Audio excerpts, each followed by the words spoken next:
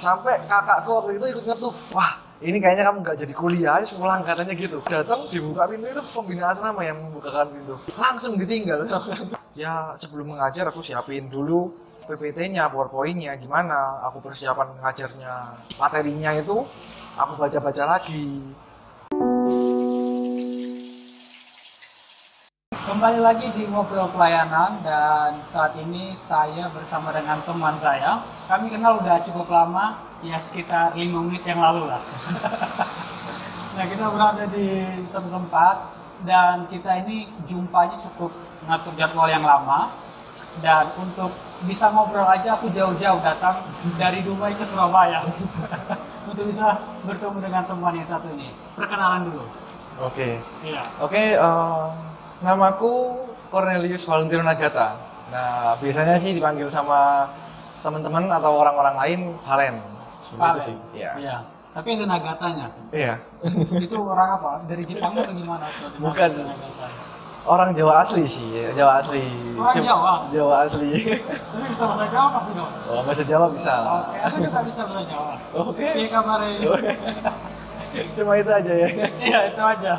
Iya. Kayak lagi ya, Mbo, Mole. Mungkin lah. Tapi nggak bisa satu kalimat full, masih belajar. 4 tahun lah minimal, biar bisa. Iya, betul sekali. Kurang lebih segitu, 4 tahun. Nah, jadi Valen, aku panggil Valen kan? Iya. Biasa aku panggil Valen. Nah, Valen ini sudah jadi guru, katakanlah seperti itu. Nah, tapi sebelum kita jauh ke sana dulu, sambil ini kita ngobrol, jadi kenangan juga gitu kan. Nanti suatu saat kita bisa jumpa lagi. Sekarang aku di Surabaya, nanti dalam beberapa tahun kemudian kamu bisa ke tempat Oh, boleh lah. Ke Sumatera, ke Riau, ke Dumai. Kayaknya jauh deh dari Medan ya. Lumayan satu hari. Oh, 1 hari. 10 jam kalau naik bus ya. Gak ada bandara kan di Dumai? Ada bandara tapi kecil. Belum bisa ya? Belum mahal. Mahal. Yang bisa itu penerbangan ke Batam, Pekanbaru, masih daerah situ aja. Tapi masih mahal. Kayaknya. Yang paling dekat Medan atau Batam? Dari Dumai? Iya. Kalau ke Batam mungkin 4-6 jam bisa ya kalau naik kapal. Oh, berarti lebih dekat kalau turun Batam ya? Batam sih ya. Ya, Oke, kurang oke. lebih seperti itu. Teman-teman sering yang ada dari Batam gitu informasinya. Nah, jadi hal yang unik bagi kita atau pada masyarakat pada umumnya, kita bisa memilih sekolah teologi. Ada orang bertanya-tanya, kenapa kamu memilih sekolah teologi? Betul kan? Iya. Terus nanti kedepannya gimana? Atau sedikit lebih padat lagi, nanti mau makan apa? Terus makan nasi kan? Orang jelas. masih bertanya-tanya mau makan apa. Nah, bagi Valen sendiri, kamu bro, kenapa kamu bisa memilih sekolah teologi terlebih dahulu? Karena setiap orang beda-beda ceritanya. Ya awalnya itu sebenarnya gini bro. 4 tahun yang lalu ya, lulus SMA nih. Oke. 4 tahun yang lalu lulus SMA ini mau kuliah, pengen kuliah. Memang kan dari kecil kalau ditanya sama guru gitu, cita-citanya apa? Cita-cita saya jadi guru. Oke kan, jadi guru. Lalu setelah waktu itu SMA, kelas 10 ya, kelas 10 SMA itu aku itu disuruh untuk masuk IPA. Supaya bisa kuliah. Padahal dulu itu sulit masuk IPA dan pengennya IPS aja lah, yang gampang kayak gitu kan ya. Cari yang gampang, apalagi cowok gitu kan. Males belajar dulu kan. Lalu karena janjinya kuliah, akhirnya belajar giat. Ceritanya udah setelah itu masuk IPA, setelah masuk IPA lulus dari IPA waktu itu saya tagih. Aku tagih itu janjinya papa kan. Mau kuliah kayak gitu. Papaku gak punya uang. Ya aku itu sebelumnya itu dari keluarga yang kurang mampu lah gitu kan. Nah, dari situ ada yang nawarin. Oh, Valen, kamu mau nggak? Waktu itu Bapak Rohani gue sekarang dia di Tarutung. Nawarin, kamu mau nggak ya sekolah teologi? Wah, saya tahu itu sekolah teologi itu pasti pendeta. Wah, ini berat ini. Jadi pendeta itu berat. Itu hal yang paling saya hindari, paling aku hindari itu ya. Oke. Lalu aku tolak. Pertamanya aku tolak. Aku nggak mau aku jadi pendeta. Minggu kedua ketemu lagi. Ayolah masuk ke sekolah teologi. Beasiswa full. Aduh nggak wis, meskipun udah beasiswa full, dapat waktu itu kan dapat makan, dapat dapat apa uang saku. Waktu itu masih ada uang saku ya di STT sini. Lalu udah agak tergiur ya, tapi tetap takut. Takut kenapa? Gembala itu bebannya berat, pendeta itu bebannya berat. Jadi aku nggak mau. Minggu ketiga dikasih tahu lah ada di STT ini jurusan pendidikan. Oke. Nah, dari dulu ya, kalau tadi di awal apa Guru Eliakim kan bilang, makan apa ya kalau lulus sekolah teologi kayak gitu kan ya.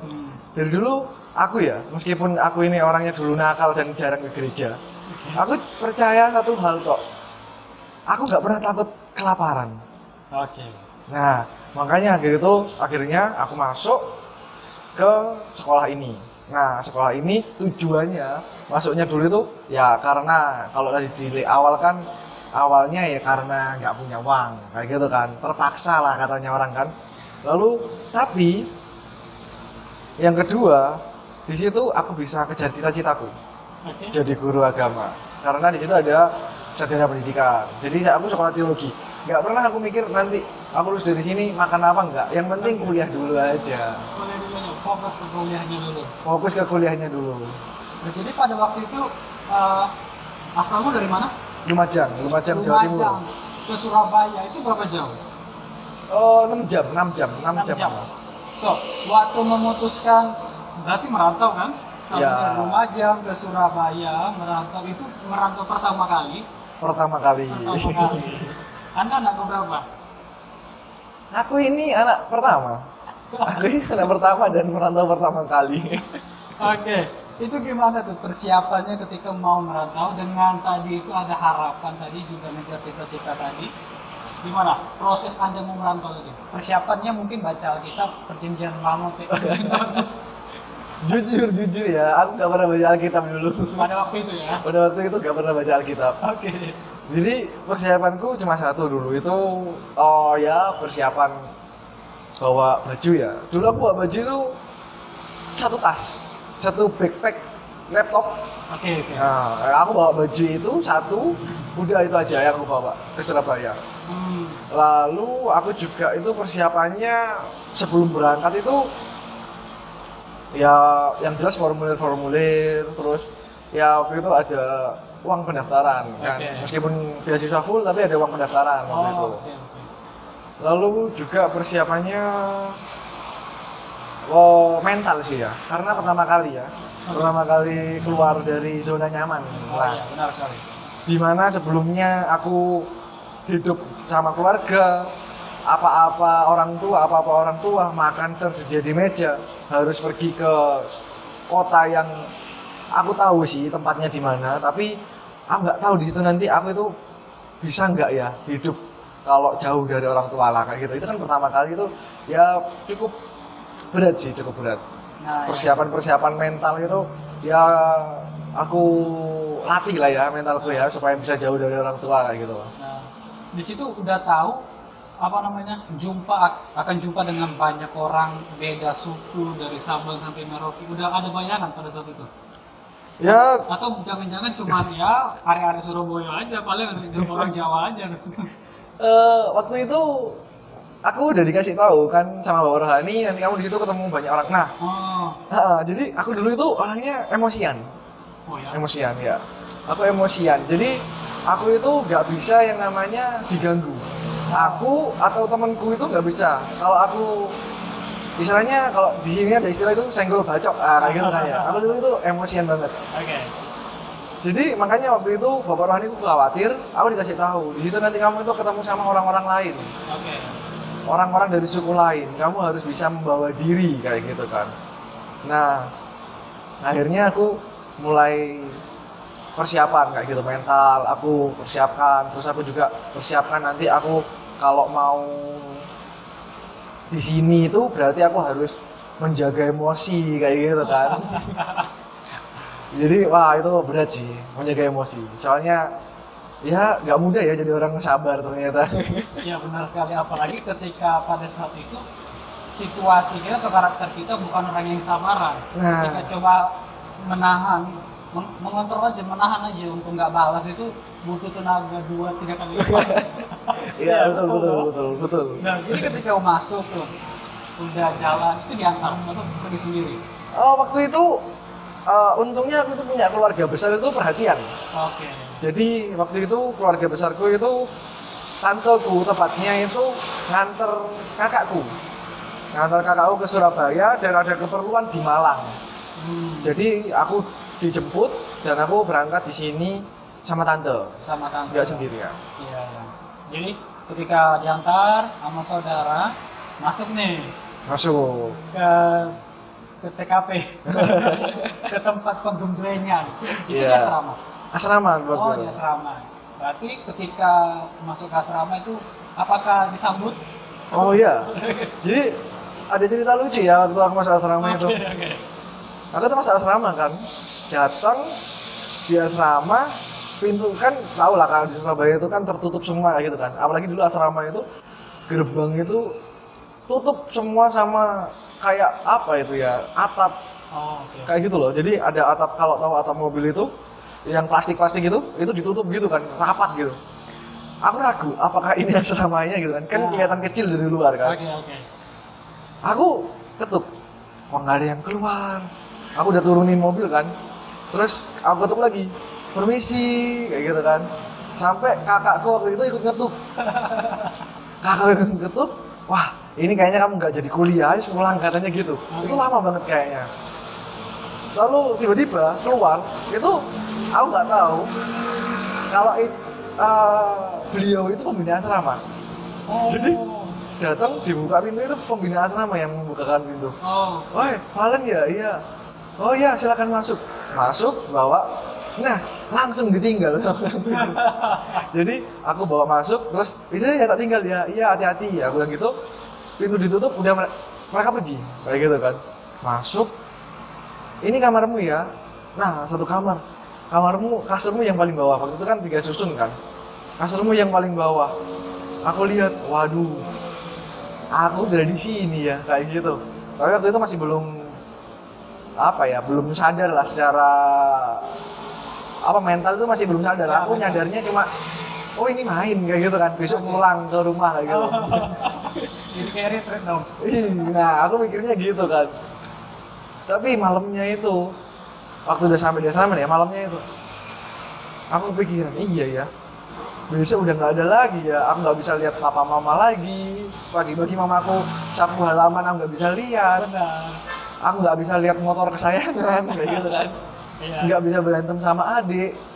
Wah, terus lagi satu hal lagi yang paling membuat aku tertekan itu, aku kan mantan anak yang suka main malam. Oke. Nah, suka main malam, bermain maksudnya bukan main malam plastisin ya, tapi main pada malam hari kayak gitu loh. Di jam malam, jam tinggi. Di jam malam. Di asrama diwajibkan untuk ada di asrama, sulit untuk keluar tanpa izin. Nah itu gimana ini aku main, harus diem di asrama dan gak bisa malam karena di jam malam kan kalau keluar. Ya itu kesan-kesan waktu awal-awal datang gitu kan, datang ke asrama kayak gitu, ngeri sih. Ada penyesuaian itu jam tadi itu ya. Iya ada. Biasanya keluyuran, jamnya bebas. Yang ini diatur. Iya. Paling tinggi katakan jam 10. Itu 10. harus sudah lepas semuanya, udah istirahat. Nah, kalau dengan teman-teman sendiri gimana? Itu kan ada banyak tuh. Itu gimana tuh kenalan mungkin? Aku nggak tahu ya. Kalau aku orang introvert. Jadi permasalahannya kalau introvert kita udah tahu karakter orang yang introvert ini dulu ya beberapa tahun lalu waktu aku bahkan dari SD, SMP, kalau SMK itu sedikit ada kenaikan lah ya, ada sedikit berkurang introvertnya. Kalau untuk kenalan tuh butuh waktu yang lama. Kan butuh waktu yang lama, kadang lihat dulu di mana orangnya ya gitu. Jadi kalau sama-sama tertutup kadang agak bisa cepat, bisa juga lama. Nah kalau kamu sendiri apakah orang yang introvert atau justru extrovert? Jadi kalau teman yang baru tuh udah biasa main malam tuh kan, Iya. dia langsung nimbrung aja tuh, gimana tuh? Ya, sama sih. Ya kayak kamu sebutkan barusan itu. Aku itu orangnya ekstrovert. Dan aku itu datang kan. Nah, Ya karena aku ekstrovert tapi aku malu. Orang Jawa ya. Orang Jawa itu kan malu-malu kucing kayak gitu kan ya.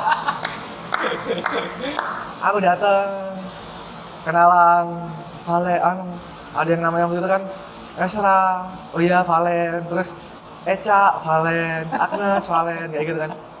Terus aku masuk, aku taruh tas ke dalam kamar, aku keluar kan, duduk, diam, ditanya, kamu dari mana? Lumajang. Terus aku diam lagi, oh iya, terus semuanya diam, udah nggak ada lagi yang ngomong. Tiba-tiba terus ada di situ kan orang kan makan, kakak tingkat makan, ambil makan gitu kan, makan ya. Lalu pembina asramanya juga beliau keluar ambil makan. Kalian ini makan, oh iya kak sudah makan. Lalu aku duduk lagi diam. Terus diajak ngobrol, iya, oh iya jauh kayak gitu. Berapa jam perjalanan? Iya sekitar 6 jam. Jadi meskipun ekstrovert ada penyesuaian di situ kan, ada penyesuaian. Nah tapi pada malam harinya kan udah kumpul semua teman-teman waktu itu yang terakhir itu ada temanku cowok satu itu terakhir datang kalau nggak salah sih, atau aku lupa sih, agak lupa siapa yang terakhir datang. Tapi kemudian sekitar 1 jam 2 jam kemudian temen cowokku yang seangkatan ya sama aku tuh datang, terus kami kenalan, saya Valen ya, terus kami ngobrol. Ntar malamnya kan udah ada semua nih ya, rata-rata udah kumpul gitu kan, kami mulailah berbincang-bincang. Nah pada waktu itu kan asrama ya, namanya asrama ini kan nggak ada AC. Kan cuma kipas kan seperti itu kan ya. Nah aku masuk karena Lumajang itu tempatnya itu nggak terlalu panas kan. Kan si desa, tempatku kan desa. Jadi sejuk gitu kan. Aku masuk panas. Aku nyeletuk. Wah ini nih, ini kayaknya banyak dosa ini yang menghuni kamar sini. Kayak neraka dunia, aku bilang gitu. Itu adik tingkat baru masuk bilang kamar kakak tingkat neraka dunia. Ya mungkin karena orangnya selewat kali ya. Jadi ya itu awal-awal untuk perbincangan gitu malamnya. Jadi ya cuma selisih 6 jam ya, 6 jam baru aku bisa beradaptasi dengan mereka, bisa ngobrol nyaman. Udah mulai dapat tektokannya. Iya, udah mulai dapat tektokannya. Ya lumayan cepat sih. Ya ekstrovert kan. Ekstrovert ya, itu dia keunggulan ekstrovert. Bisa cukup cepat untuk beradaptasi, setidaknya ngajak ngobrol. Iya. Apalagi kalau udah biasa udah punya banyak teman. Anyway kita memang di sebuah tempat gitu, tapi ini ruangan tertutup, karena ruangan tertutup itu lagi padat pengunjung. Akhirnya kami turun. Jadi ini yang ada ini terbuka di seberangnya. Jadi di jalan raya ya ada kebisingan kebisingan yang di luar kendala kami, but it's okay ya. Nanti diedit selagi bisa diedit, kalau tidak it's no problem gini. Pasti bisa. Ketika kita masuk di asrama gitu. Nah aku mau tanya dulu, waktu sebelum di asrama itu kamu itu emang udah bisa masak kan? Biasanya kan kalau beberapa teman-teman sekolah teologi itu pasti kan yang persiapan mental udah pasti kayak masak, bersih-bersih, gitu. Apakah memang sebelumnya di rumah udah biasa kayak masak, bersih-bersih, enggak, memang kalau kayak di rumah kan memang mungkin itu karena rumah kita ya, mungkin karena kita malas ya. Udah tahu ya. Ya malas lah ya. Itu kan kebiasaan buruk proses. Gitu kan. Nah, tahu. kalau kita di asrama, setahu aku kan wajib ya, karena kan pembentukan karakter kita. Iya. Sebagai ini juga ya, kita ada pengalaman, ada perubahan, kan tujuannya salah satu itu perubahan karakter. Nah kalau kamu sendiri, gimana ketika sudah dapat jadwal tiket, jamnya teratur gitu, gimana penyesuaiannya? Ya, aku di rumah itu kan memang udah sering digempur ya sama mamaku ya.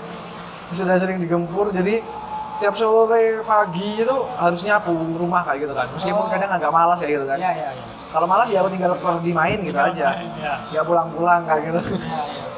Lalu kalau untuk masak ya, aku tuh nggak bisa masak. Cuma aku itu sering disuruh beli. Contohnya kayak lengkuas, jahe. Oke. Jadi bahan-bahan dapur itu tahu banyak lah, sedikit tahu banyak aku tentang bahan-bahan dapur. Jadi aku waktu masuk asrama, aku udah ada adaptasi itu. Jadi untuk jadwal piket waktu itu, aku lupa ya jadwal piketnya itu waktu itu ada jadwalnya, tapi aku lupa berapa hari gitu kan. Aku ikut piket. Nah, satu kelompok piket itu kan ada 3 orang kalau nggak salah waktu itu. Oke. Jadi kami bagi tugas. Ada yang ngepel, ada yang nyapu, ada yang bersih-bersih toilet. Ada yang makan-makan. Nggak ada, habis sudah. Nggak ada yang gagal. Nah, aku kadang kebagian nyapu, kadang kebagian bersih toilet kayak gitu kan. Ya untuk adaptasi, menurutku nggak sulit ya, karena udah ada di rumah ya, udah sering di rumah kayak gitu. Yang sulit itu malah masak. Oh. Aku pernah masak nasi nggak mateng. Kenapa? Nggak dicolok, cek lagi-nya salah. Oh, bukan, kurang air. Oh, kurang air. Iya. Ya, jadinya apa istilah di sini mengkal. Iya, jadi masih mentah ya, masih Oh, mentah, mentah. masih mentah. Oke. Ya itu ya. Memang ya itulah apa ya, hal yang unik sebenarnya. Tapi at least sudah kenal bahan-bahan mentahnya. Udah kenal bahan Kenal mentahnya. bahan-bahan mentahnya.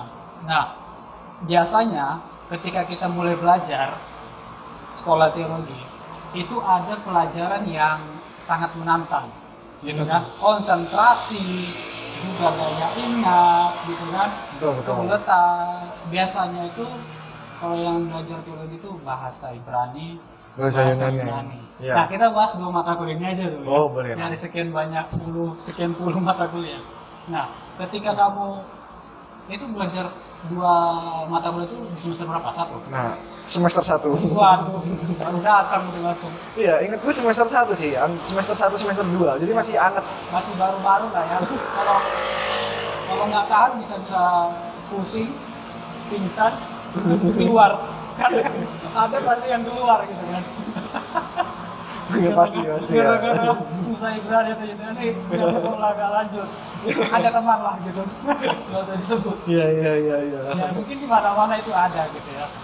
Ada, Nah, kalau pasti. kamu sendiri belajar 2 bahasa itu gimana? Respon pertama, terus cara menanggulanginya.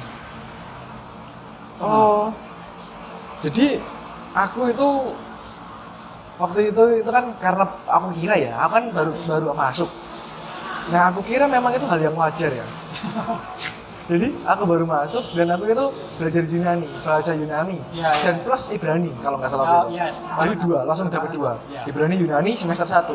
Ya. Aku rasa itu hal yang wajar menurutku kan. Nah, Ya udah aku pelajari aja. Nah, untungnya pembina asrama waktu itu adalah dosen Yunani. Nah, oh, I see. jadi waktu itu aku bisa sering tanya kan tentang bahasa Yunani kayak gitu. Kalau untuk Ibrani, aku harus berusaha lebih keras lagi gitu. Oh iya. Karena kan cuma bisa belajar di sekolah. Betul. Nah, terus aku juga orangnya itu nggak suka belajar kelompok. Oh, ekstrovert tapi nggak suka belajar kelompok. Iya, ekstrovert tapi nggak suka belajar kelompok. Jadi aku itu waktu itu sempat dapat nilai, kalau nggak salah dapat nilai jelek sih ya. Ya nggak terlalu jelek sih, maksudnya sedang di Ibrani kalau nggak salah waktu itu. Bahkan aku sempat waktu itu suruh ngapalin kalau nggak salah huruf Ibrani. Itu aku sulit banget ngapalin. Untuk ngapalin ini kan alef, bet, gimel kayak gitu kan. Ya. Nah, itu sulitnya kan kita kan nggak tahu tulisannya kayak apa. Alef itu kayak apa kayak gitu kan ya. Ya, ya. Nah, aku itu dulu ini menyiasatinya karena aku tuh ingatan jangka pendeknya yang kuat. Ibrani jam pertama contohnya ya, contoh ini aku lupa jam berapa waktu itu. Ibrani jam pertama. Aku datang kan sebelum jam pertama kan pasti kan 1 jam, biasanya itu 1 jam sebelum jam pertama. Aku buka catatan Ibrani, aku ingat-ingat itu anak alef, bet, gimel itu aku ingat-ingat. Nah, karena memang waktu itu kan ada kuis buat nulis di depan. Ya. Nah, aku tulis, aku ingat-ingat, nah aku tulis. Setelah itu lupa. Makanya ingatanku itu jangka pendek. Jadi aku belajarnya itu ya jangka pendek aja 1 jam gitu kan sebelumnya Yeah, gitu. I see. Jadi aku belajar kayak gitu. Itu teknik-teknik ya karena awal-awal kayak gitu. Ya. Bahkan aku pernah itu lupa kalau ada tugas itu. Aku cuma ingat ada tugas Yunani. Nah, jam Yunani sama Ibrani itu sama. Jadi aku belajarnya Yunani aja tanpa aku belajar Ibrani. Oh. Jadi waktu ditanya, udah gitu doang. Iya Pak, saya lupa gitu doang. Aduh, itu pengalaman yang nggak terlupakan sih. Ya. Jadi Yunaninya dipelajari, Ibraninya enggak. Yunaninya bisa jawab, Ibraninya nggak bisa jawab. Ya. Ya, itu sih apa ya, sebuah warna, karena memang itu bahasa itu kan, dua bahasa itu pada umumnya dipelajari di sekolah teologi, sekolah tinggi Iya. teologi. Nah, memang kan nggak dari lahir gitu diperkenalkan, tidak seperti bahasa Inggris sejak SD, TK gitu. Bahkan ada yang udah dari lahir kayak gitu. Iya. Sama kayak aku juga belajar gitu kan. Tapi salah satu apa ya, strategi yang kuberikan tuh apa dulu, antusias dulu, suka dulu. Karena kan beberapa sekolah itu kalau pendidikan ya, kalau di Iya. pendidikan biasanya itu 4 SKS totalnya biasanya. Iya, Dua, apakah semester ini dulu lalu lanjut ke semester berikutnya. Biasa teologi lebih padat lagi yang sarjana teologi. Nah, karena masalahnya kalau kita udah nggak pelajari lagi, karena itu kita belajarnya hanya di 1 semester itu kan kebanyakannya lupa Iya. rumusnya dan sebagainya. Ya tapi nggak apa-apa, nanti kan tinggal ulang-ulang lagi. Aku punya catatan, kamu punya catatan, tinggal ulang lagi kalau hal itu diperlukan untuk mengeksposisi mungkin ya. Nah, ini apa? Ya pertanyaan terakhir ya.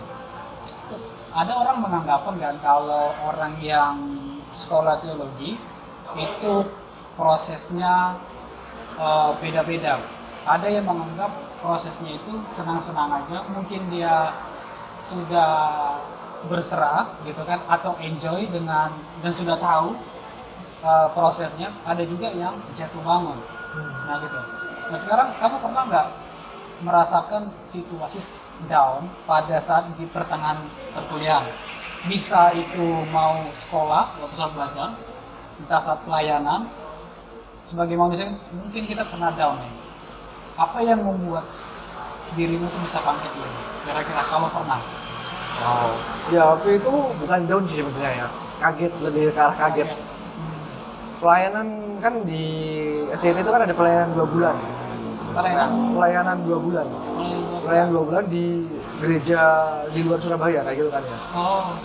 Nah waktu itu aku tuh diutus ke Jakarta, ke sebuah sekolah. Nah di Jakarta itu, di sebuah sekolah itu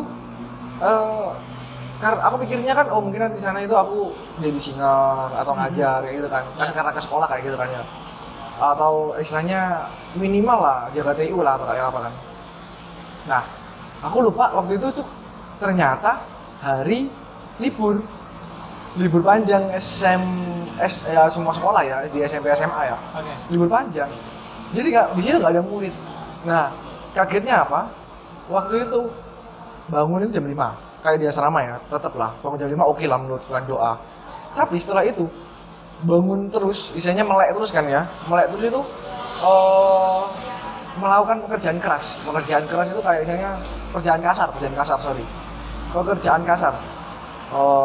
Waktu itu aku itu ngecat kursi, terus pasang plafon di atas itu kan, plafon kayak gitu itu, terus ngebor, benerin kursi goyang, jadi dipaku, dimanain, aduh. Biar nggak goyang lagi tuh. Iya, biar nggak goyang lagi ya.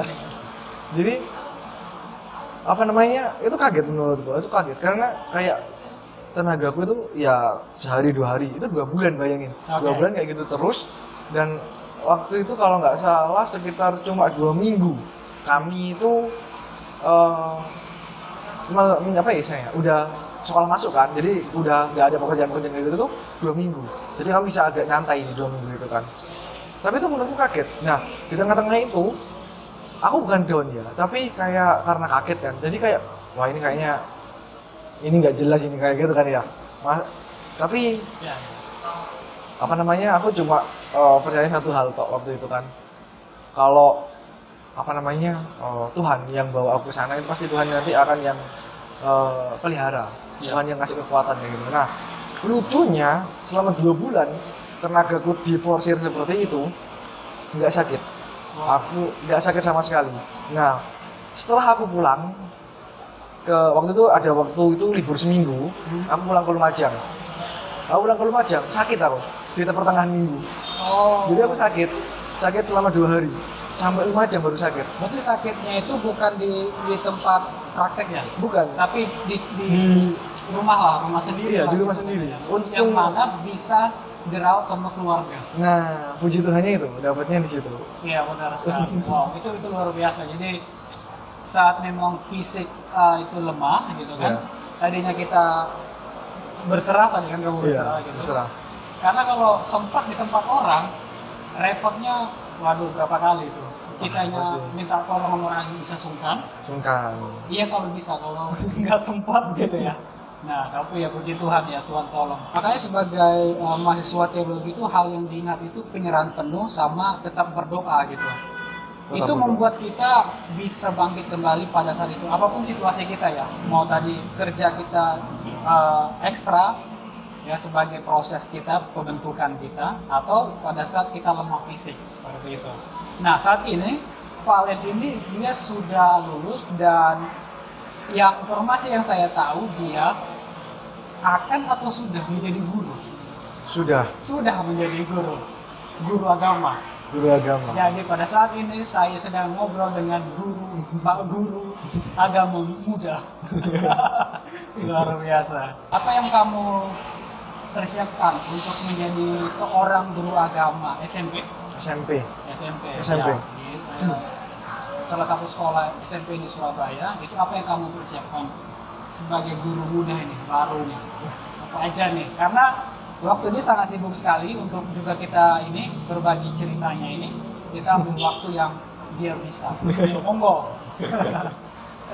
Jadi ya persiapannya pasti ya RPP itu wajib lah. RPP wajib.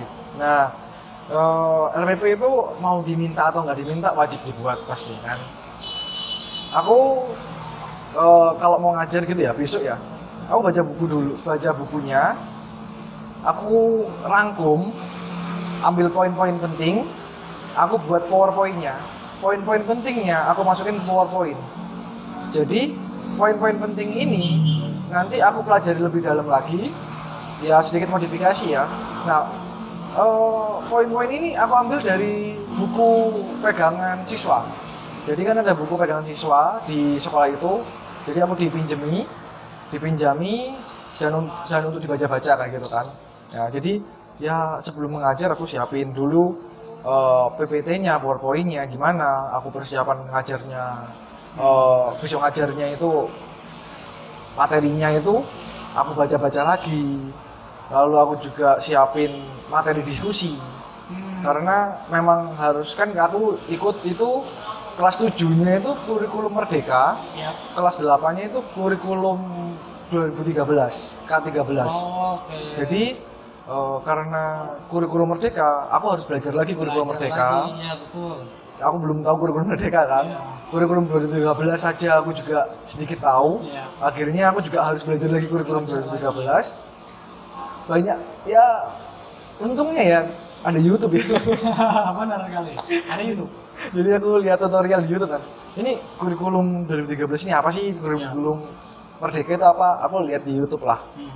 Aku persiapan itu ya, terus sampai di sana ya harus persiapkan mental, berdoa ya pasti ya, berdoa. Lalu ya semoga ya apa yang aku ajarkan nanti sama anak-anak didikku itu nggak menyesatkan mereka ya. Karena kan batu kilangan bisa diikatkan nanti di leherku. Karena kan ada RPP juga yang memberikan batasan kepada Anda dan juga ya RPP-nya aku yang buat sendiri sebenarnya kan. Cuma ya harus di situ aja lah kayak gitu. Ya nanti kalau di kelas sih pasti beda sih. Kadang kita harus kayak kemarin itu aku di kelas karena ada hal yang penting harus dibahas. Jadi aku bahas tentang iman. Tapi di situ tuh udah banyak yang pacaran. Nah, jadi Ya harusnya aku agak melenceng sedikit dari iman, tapi nggak terlalu jauh. Aku harus membina mereka supaya mereka itu juga tahu batasan-batasan pacaran. Kan iman itu apa namanya? Mereka punya iman sama Tuhan Yesus kayak gitu kan ya. Tapi mereka nggak melewati, melewati batas pacaran. Oke. Kan sia-sia iman mereka kayak gitu. Mereka nggak mengerjakan keselamatan mereka. Iman mereka itu cuma sebatas iman, ya aku percaya Yesus kayak gitu. Itu kan nggak bisa. Makanya guru itu, apalagi guru agama, tugasnya itu nggak hanya mengajarkan mereka firman Tuhan, tapi membina kepribadian mereka, karakter mereka, supaya mereka bisa mengerjakan keselamatan mereka dengan baik kayak gitu kan. Ya baik dan benar ya, sesuai firman Tuhan. Makanya tantangan juga bagi guru agama, dia itu dari mungkin juga kita pelajari yang sama, dia itu harus punya penyerahan penuh kepada Tuhan. Iya. Karena yang dihadapi manusia yang tanda kutip sulit dikontrol karena tidak selalu tiap hari, tidak seperti keluarga jumpanya. Kita punya harapan yang sama, tujuan yang sama untuk memberikan itu tadi, ilmu tadi, bahkan juga nilai-nilai keagamaan seperti itu. Tapi saya percaya, saya sudah seperti khotbah saudara. Iya, amin. Ya, semua kita berlatih lah, gitu kan. Aku dulu orang yang introvert bukan sulit ngomong, hemat ngobrol, hemat ngeluarin suara, tapi proses pelan-pelan akhirnya kan kita ada diajari homiletika, public speaking. Public speaking juga diajarkan. Jadi kita ketika mau sharing, mau khotbah kan ilmu itu kita harus punya. Ya, dari skop yang kecil dulu kita dulu kan. Baru nanti kayak dia di lingkungan yang sedikit lebih besar lagi. Satu kelas 30 orang, 50 orang, nanti persekutuan doa 100-200 orang, nanti dia buat KKN. Iya kan, buka gereja. Kok bukan gereja? Bukan gereja. Ya, tadi kami cuma bercanda saja teman-teman. Iya. Jadi sudah jadi guru agama dan aku berdoa jadi guru agama yang disenangi banyak murid dan siap-siap nanti anak muridmu nanti minta tiktokan. Ya udah, kemarin udah diajak tiktokan. Untungnya, bapak nggak bisa tiktokan. Ayo pak belajar. Diajak foto bareng, aduh. Iya di era sekarang anak-anak sekarang sangat cepat dengan sosial media. But anyway, thank you bro. Ya, sama-sama. Thank you juga ya. Karena udah diundang di sini ya, thank you kayaknya. Sama-sama kita berterima kasih kepada Tuhan yang mempertemukan kita. Ada waktu main-main ke Main. Oke, siap. Gitu ya. Aman lah kalau di Riau cuacanya nggak begitu beda dengan Surabaya panasnya. Karena sampai main. Aku kira dingin di sana. Nggak ada dingin. Jarang sekali dingin karena kan minyak di sana. Sawit. Iya. Tanaman sawit. Oke guys, terima kasih sudah nonton. Tuhan Yesus memberkati kita semua. Bye bye. Thank you. God bless. Berkati.